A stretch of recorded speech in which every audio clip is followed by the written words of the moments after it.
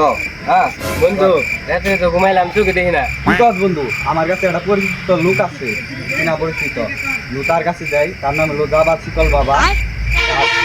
তার কাছে গেলে আর সমাধান আছে। হোটেলে যাই।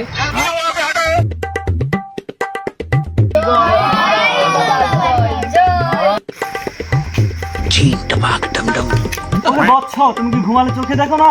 সত্য বাবা, আপনি জানলেন কি? এটা আমার 20 বছরের সাধনা। বম ভোলা। ওরে বৎস, বাথরুমের বদনার ভিতরে একটা তাবিজ আছে, সেই তাবিজটা এনে কি দাও।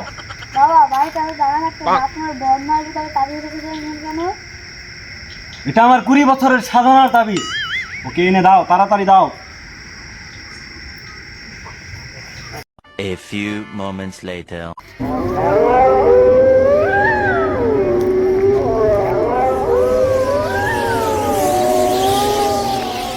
বাবাকে মেরে ফেলেছি, বাবা দেখা এখন আমার